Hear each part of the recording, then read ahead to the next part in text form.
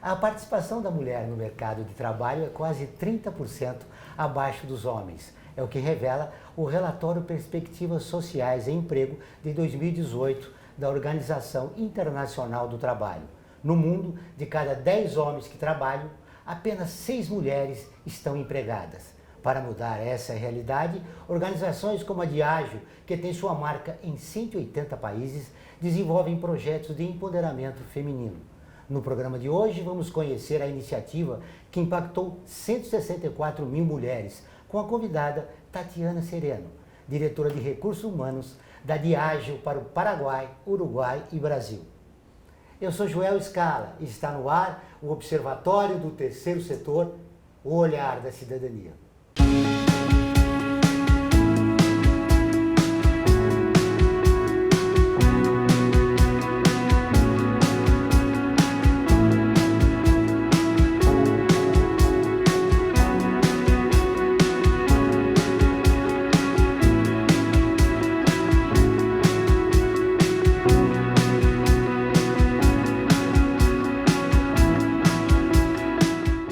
Tatiana Sereno é psicóloga e mestre em administração de empresas pela PUC de São Paulo e possui mais de 18 anos de experiência em recursos humanos.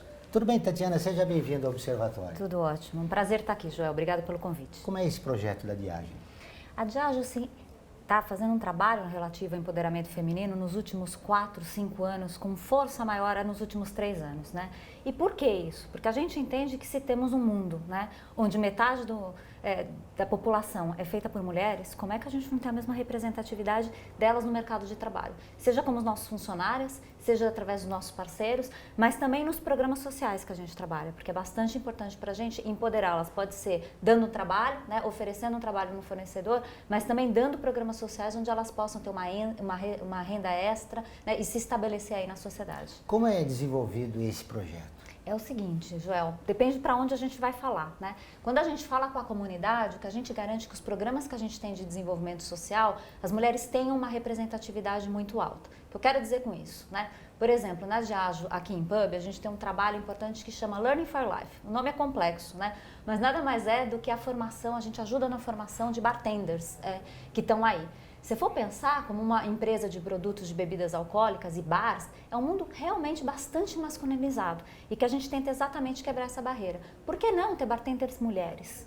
Por que não? Um novo mercado de trabalho, uma outra opção de profissão para elas. Então, nos programas onde a gente vai, né, e ajuda a população mais carente a ter uma profissão, a gente fala que pelo menos 40% dessa população que a gente treina são de mulheres. E a gente permite que isso aconteça. Tem concursos bem interessantes que a gente faz nessa categoria. E o ano passado, por exemplo, a vencedora, né, como melhor bartender do Brasil, foi uma mulher, que foi bastante interessante pra gente, bem bacana, porque a gente começa a quebrar esses estereótipos e mostrar que o lugar da mulher é onde quer que ela queira, não é verdade? É verdade. Falando em quebra de preconceito, como tem sido a reação dos homens? Tem sido bastante interessante. Sabe que eu até estava conversando, porque hoje, cedo, na Diageo, a gente fez um programa bastante interessante de treinamento e falando de direitos humanos. Porque pra gente a questão de empoderamento feminino está por detrás de direitos humanos, não é? Com certeza. E aí a gente estava falando isso, né? Ao poder libertar a mulher, na verdade, a gente também faz um papel de libertar o homem. Porque mais do que empoderamento feminino, pra gente é uma questão de equidade de gênero. Hoje, a gente precisa falar de equidade de gênero trazendo a população feminina para dentro do mercado de trabalho, porque está desigual, na maioria, para as mulheres. Mas, na verdade, o que a gente quer é equidade, né? Então, em alguns casos, é como a gente traz os homens para dentro. Eu costumo falar, a gente tem ações afirmativas, por exemplo, dentro do ambiente de trabalho, que aí é dentro da empresa, já falando dentro de casa. Em recursos humanos, por exemplo, que a minha área, a gente costuma só ter mulher trabalhando. Quando eu cheguei a trabalhar na Diageo, 85% da equipe era de mulheres. E a gente falou, não, se é equidade de gênero, é equidade em qualquer lugar. E começamos a contratar homens na área de recursos humanos. Quando a gente começa a fazer esse balanço e essa representatividade, os homens começam a entender que o que a gente está falando não é excluí-los, mas é sim trazê-los para o jogo e mostrar que tem espaço para todo mundo. Até porque, Joel, nós só vamos trocar esse espaço, só vamos trocar isso se os homens participarem dessa luta, não é verdade? Você começou a resolver esse problema dentro da organização, mas a gente sabe que fora, na sociedade, existe um preconceito muito grande. Como resolver isso? Isso é uma grande pergunta. Você sabe que para mim, quando eu começo a engajar as pessoas nesse trabalho, porque não é simples engajar, né? Eu geralmente engajo falando do papel e o papel que a empresa tem em mudar a sociedade, né? E mostrar esse valor. Então, eu acho que como é que a gente tem que começar a resolver é dentro da organização, trazendo as pessoas e fazê-las com que elas sejam embaixadores disso para fora.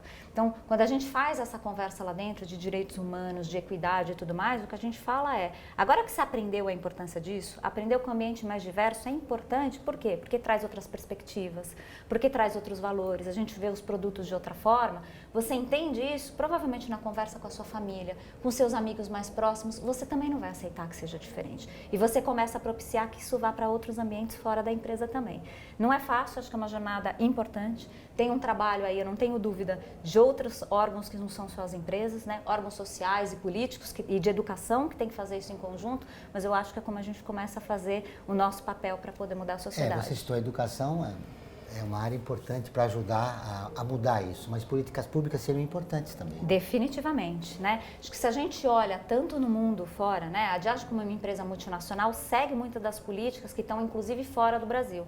Quando eu olho o mercado brasileiro, eu acho que a gente começou essa transformação, inclusive, muito no mercado de trabalho por multinacionais que tinham que seguir, né, padrões internacionais e começaram a fazer isso no Brasil e começaram a fazer essa forçada, né? Vou usar essa palavra mesmo, para que essas coisas começassem a acontecer. Por isso que ainda é muito diferente, talvez, o ambiente que você tem em multinacionais no Brasil, de empresas que não são multinacionais, infelizmente, né? Agora, eu acho que políticas públicas, governo e educação têm um papel muito importante para a gente poder fazer a evolução nesse tema como precisa.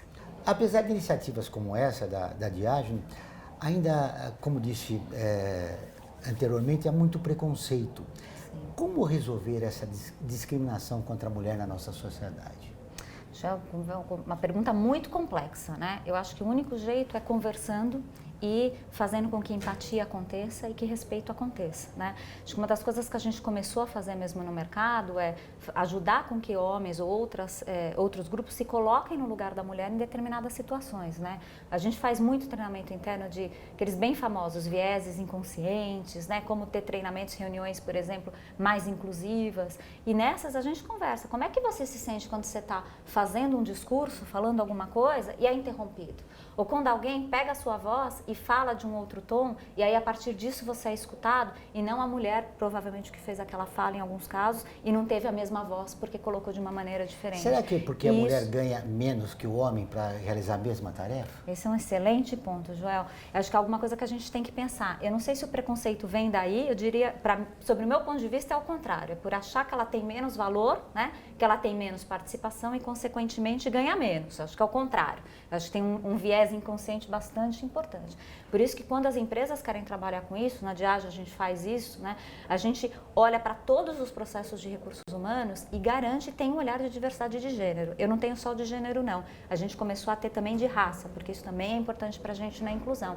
Mas para qualquer coisa que eu faça, seja gestão de performance, seja gestão de talento, futuro e sucessão ou remuneração, eu faço um corte da companhia por gênero, por raça, para ver se a gente está bem. E eu só posso dizer que a gente tem um pagamento, por exemplo, de equidade, se na média, né, a gente está pagando igual. Claro que tem performances diferentes entre homens e mulheres, né? Como tem entre 2 homens ou 2 mulheres. Mas na média a gente tem que garantir que esse viés não apareça. E a gente controla para exatamente garantir que isso não esteja acontecendo. E o mais importante é conscientizar a mulher dos seus direitos. Definitivamente. Né? Todas as terças e quintas-feiras, ao vivo, às 14 horas, tem programa de rádio Observatório do Terceiro Setor, onde recebemos especialistas que, junto com os ouvintes, debatem os principais temas da atualidade e do terceiro setor.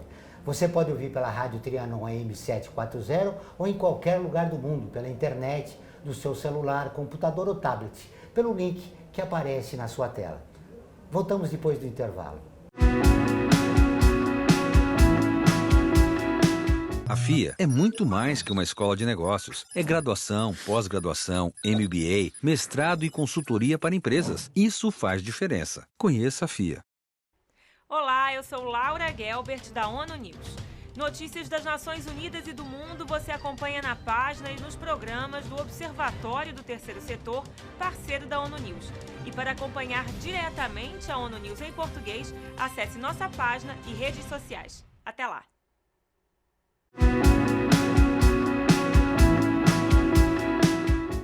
Voltamos com o Observatório do Terceiro Setor. E agora vamos para o quadro Você Conhece? Ela construiu seu próprio barraco para morar. Catadora, escrevia nos cadernos que encontrava o cotidiano da favela que morava. Um desses cadernos deu origem ao livro Quarto de Despejo, Diário de uma Favelada. O livro foi um sucesso, traduzido para 14 línguas.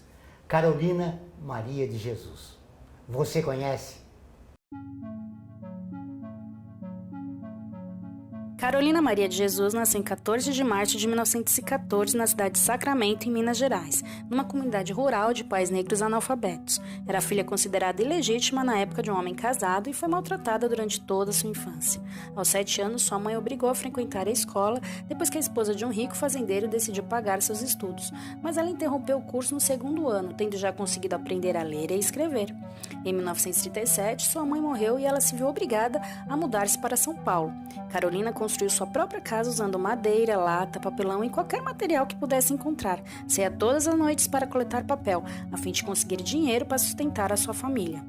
Em 1947, aos 33 anos, desempregada e grávida, Carolina instalou-se na extinta favela do Canindé, na zona norte de São Paulo, no momento em que surgiam nas cidades as primeiras favelas.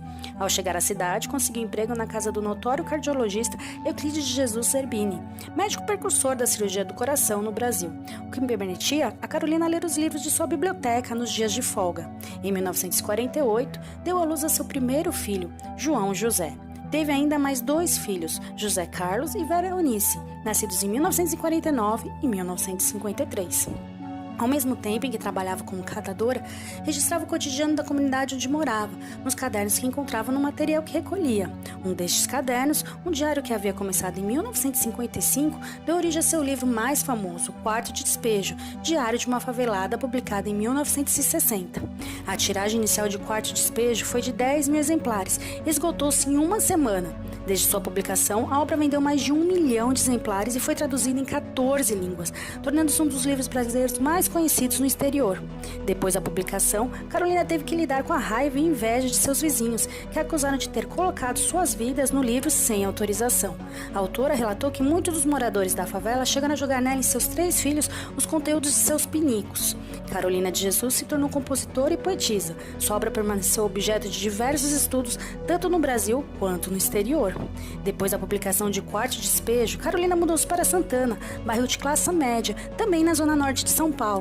Em 1963, publicou por conta própria o romance Pedaços da Fome e o livro Provérbios. Posteriormente, em 1969, Carolina acumulou dinheiro suficiente para se mudar de Santana para Parelheiros, uma região árida da zona sul de São Paulo, no pé de uma colina. O livro Quarto de Despejo foi um enorme sucesso e chegou a ser traduzido para 14 línguas.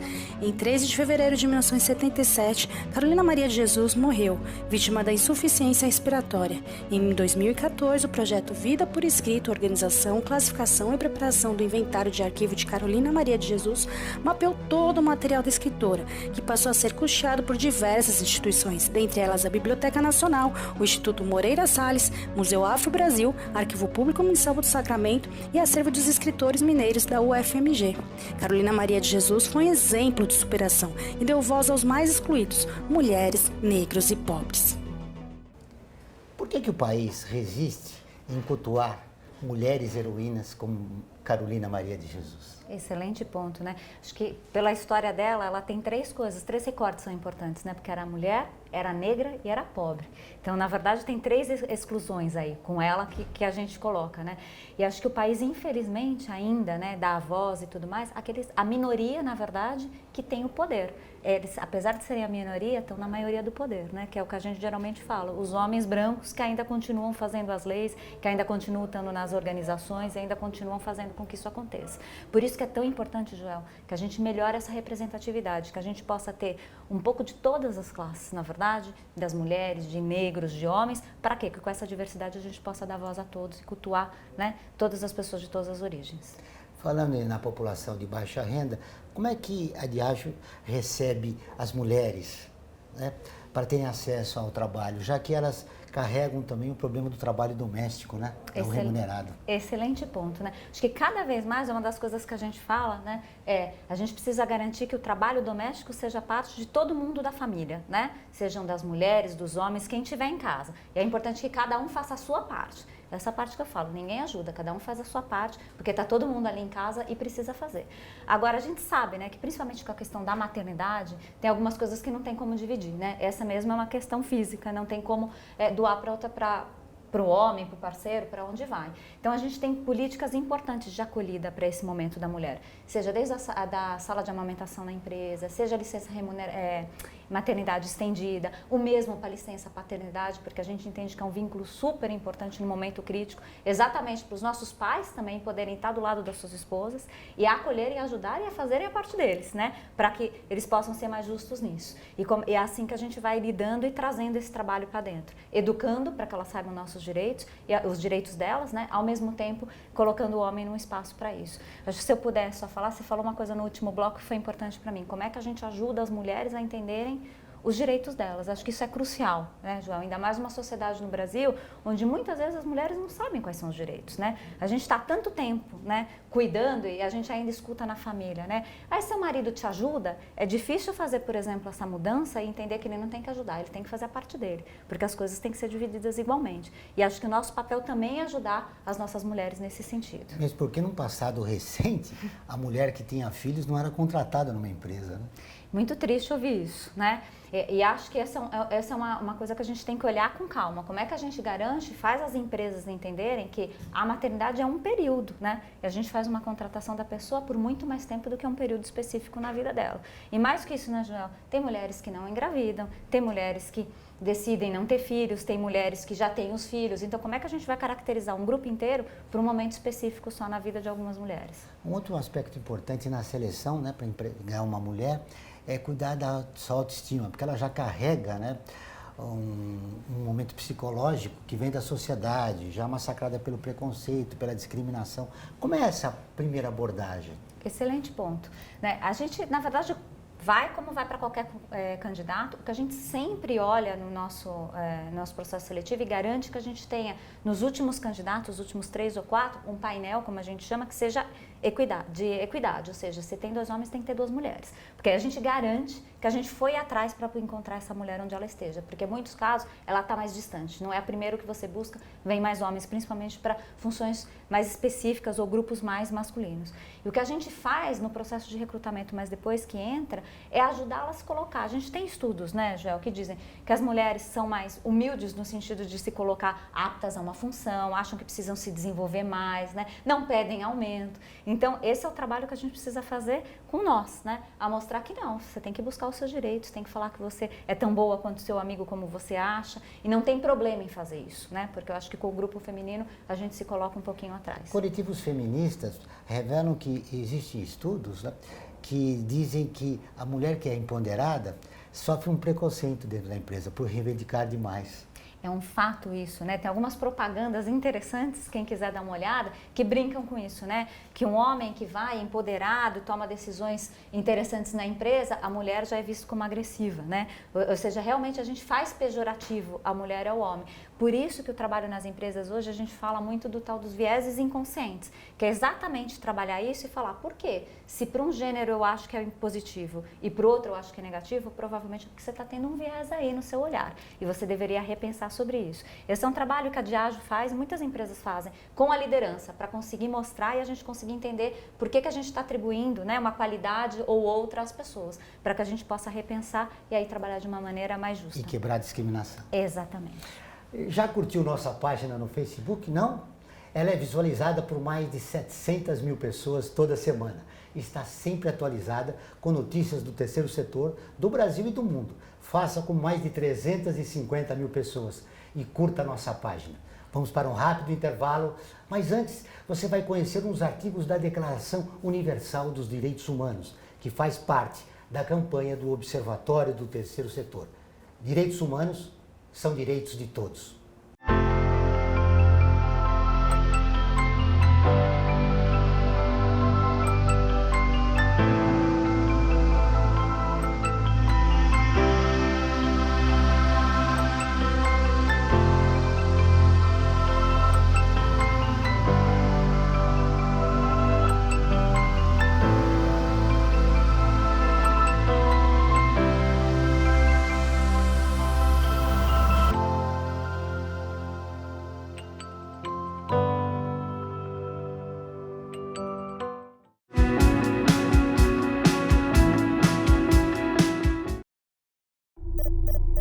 Internacionalizar a economia afeta o seu emprego?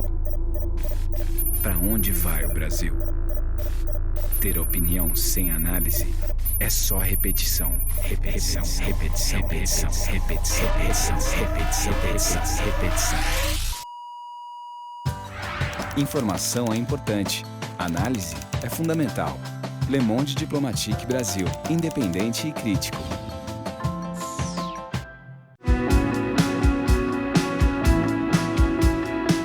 Estamos de volta com o programa do Observatório do Terceiro Setor, O Olhar da Cidadania. Não esqueça, todas as quartas-feiras, às 17 horas, tem o programa Olhar da Cidadania na Rádio USP, com temas da atualidade e dos direitos humanos. Anote, todas as quartas-feiras, às 17 horas, na Rádio USP, em São Paulo, 93,7 FM, em Ribeirão Preto, 107,9 FM. Tatiana, vocês trabalham no Paraguai, Uruguai e aqui no Brasil. Há diferença no mercado de trabalho em relação às mulheres? Tem, Joel, né? Porque o mercado de trabalho é reflexo da sociedade, né? Eu diria que o Paraguai, a gente ainda tem um mercado bastante mais conservador, eu diria talvez até do que o Brasil, então as mulheres ainda estão mais excluídas do mercado do trabalho de uma maneira geral, e o Uruguai um pouquinho mais à frente, né? Acho que é uma sociedade já mais justa e que vê isso de outra forma, então a gente já tem mais mulheres sim dentro do mercado de trabalho comum do Uruguai. Agora, se a gente olhar no mundo, talvez esses dados eu tenho, né? A América Latina, infelizmente, talvez seja uma das regiões que estão mais atrás. Quando você olha a Europa, Estados Unidos, você já vê uma maior representatividade de mulheres no mercado de trabalho como um todo, e a América Latina, infelizmente, aí indo um pouquinho para trás junto com a África. Por que ela resiste às mudanças? Eu acho que resiste por muitas questões sociais mesmo, né? Inclusive porque se você vai em países como as regiões da América Latina ou África, a mulher ainda tem um papel preponderante doméstico, em casa, na criação dos filhos, né? Às vezes não tem tanta creche, possibilidade de deixar as crianças fora. Ainda o próprio machismo, a gente tem ainda situações onde os próprios homens acham que a mulher não deve trabalhar, né? Ainda tem resistência dentro de casa para conseguir que isso aconteça. Então, por isso que a gente acaba tendo situações diferentes a depender do país, da região, por isso que programas sociais, não só internos na empresa, que a gente possa fazer, onde a gente dê possibilidade de renda e trabalho para as mulheres, é tão importante, porque se acaba de outra forma, sem fazer com que ela não possa ter um papel doméstico também, né, mais preponderante, dando um jeito dela poder ter uma liberdade econômica também. Aí volta aquela pergunta recorrente. Como dar consciência à mulher dos seus direitos numa sociedade como a nossa, ainda conservadora? Excelente ponto, né, João? Eu acho que vou falar, né? Acho que, de novo, pela educação, a gente tem que falar isso o tempo todo, né? Eu acho que dados interessantes que a gente já tem no Brasil, brasileiras já são, né, a maioria das universitárias. Então, acho que a mulher, essa geração mais nova no Brasil, já está buscando, já está entendendo com que isso aconteça. Mas a gente precisa políticas públicas, né? Precisa aí da educação e da sociedade como um todo ir fazendo papel. E o homem, eu vou falar talvez uma coisa que eu falei pouco, e o homem tem que entrar nesse jogo, tem que entrar nesse papel, tem que entender que dar voz à mulher, né, a vê-la em outros papéis, é importante para a evolução da sociedade e para ele, porque isso também o liberta, né? Afinal de contas, por que o homem tem que ser o provedor enquanto a mulher está cuidando de casa? Se todo mundo tiver um balanço entre as duas coisas, me parece que pode ser uma solução mais interessante para todo mundo. Nas grandes organizações não é essa competição entre homem e mulher? Eu acho que nas grandes organizações a competição que tem são entre pessoas e performance, não entre homens e mulheres. Essa é um pouco a minha visão, ou como deveria ser, né? Deveria ser um grupo, né? É isso que eu prego e busco que na Diage a gente tenha, uma cultura que está buscando a gente ter grandes ou melhores resultados sempre, principalmente olhando para fora, não olhando para dentro, porque é junto que a gente vai conseguir o melhor resultado. Sejam homens, mulheres, jovens, mais velhos, como é que a gente faz isso acontecer? É verdade, mas a gente sabe que no mercado de trabalho a mulher ainda ganha menos. E principalmente nos casos de chefia. Por que isso acontece ainda? Se acontece, eu acho que de novo volta aquele viés, né? Porque provavelmente em algum momento se acha que a mulher tem menos conhecimento, por isso ela vai ter menos atitude, menos cargo, menos representatividade, ou vai estar em cargos menores que vão ganhar menos. Acho que o que a gente tem que sempre garantir é, não só com treinamento, como que a gente vai estar fazendo isso e garantindo o viés, mas é o que eu falei, né? Através das políticas de recursos humanos, você tem como olhar e ver onde isso está acontecendo e fazer uma troca. Vou dar 2 exemplos, se você me permitir. gente. Claro, Eu acho que são bastante representativos, né? Seja na área de supply chain, na nossa indústria, por exemplo, eu tenho uma fábrica, né? Uma fábrica que fica no Nordeste, em Fortaleza, preponderantemente ainda masculina, e que a gente tem feito um trabalho importante para trazer mais mulheres, tá certo? E uma das coisas que a gente teve que fazer lá, que está dando um resultado super interessante, é a gente não tinha pessoas como líderes da linha de produção que eram mulheres, Joel. Sabe o que acontecia? As mulheres achavam que elas não podiam estar nesse lugar, porque se não tinham mulheres lá, não era do direito delas sonhar com isso. E aí a gente fez um trabalho interessante, hoje nós temos já equidade nessa posição, então a gente tem mulheres nessa posição de líderes de produção, e isso está fazendo um efeito super interessante. Não só dos homens que estão em posições de chefia olharem mulheres que podem estar lá, porque viram essa possibilidade, mas delas, né? Olharem e falarem, puxa, se tem uma mulher nesse cargo, por que eu também não posso buscar? Por que eu também não posso sonhar com isso? E começarem a ir atrás da educação ou reivindicar, né? Posições, vagas, se postar, porque a gente abre as vagas sempre, as pessoas, quem quer uma vaga quando tem uma posição tem que se inscrever. E agora a gente vê um número maior de mulheres buscando e falando que querem também participar. Com 18 anos de experiência, você já sofreu preconceito? Excelente ponto. Eu não sei se eu vou falar que eu sofri preconceito, mas no início da minha carreira, hoje eu consigo ver que sim, teve viés inconsciente que eu sofri no início da carreira. Talvez como uma jovem psicóloga, muito nova, fazendo algumas discussões importantes, sim, eu acho que eu tive minha voz não tão escutada, vamos falar assim, em algumas reuniões onde eu entrava e tinha, sei lá, 8 homens na sala de reunião e eu era a única mulher que estava tentando fazer um ponto diferente. Honestamente, naquele momento eu não percebia, Joel, porque eu acho que uma coisa importante que a gente tem que olhar, eu vejo assim, eu tinha lá alguma coisa para fazer, eu ia fazer meu ponto. Eu ia falar e ia fazer minha voz ser ouvida, mas sim com mais esforço, talvez, do que um colega masculino. Acho que ao longo do tempo só que eu fui percebendo isso e por isso que tenho certeza uma das coisas que eu faço hoje é ajudar as mulheres a terem o mesmo direito de voz e não precisar ter um esforço maior para isso. Você chegou no topo na sua área de recursos humanos, mas é um exemplo pouco, único, né? Nas organizações, poucas mulheres ainda chegam num comando, né, de uma área na empresa ou da própria empresa. Quando isso vai mudar? Eu espero que logo, Joel. E por isso que cada vez mais tem empresas fazendo, como eu falei, ações afirmativas ou se juntando para que isso aconteça, né? Espero que logo, por quê? Porque quando a gente olha, por exemplo, a Diageo tem metas específicas para que isso aconteça. Ela tem meta que mundialmente em 2025, 40% de todos os cargos de liderança no mundo, inclusive no Brasil, tem que ser preenchidos por mulheres, né? Em pub a gente já tem isso, né? Hoje eu já tenho 40% dessas vagas preenchidas. Isso dá trabalho, Joel, o que significa, é o que eu falei, cada vez que eu tenho uma vaga aberta, se eu vou para fora, se tem um headhunter me ajudando, eu tenho que falar, eu quero mulher no shortlist, porque se deixar, só vem homens para essas posições. Então, isso dá mais trabalho ir buscando.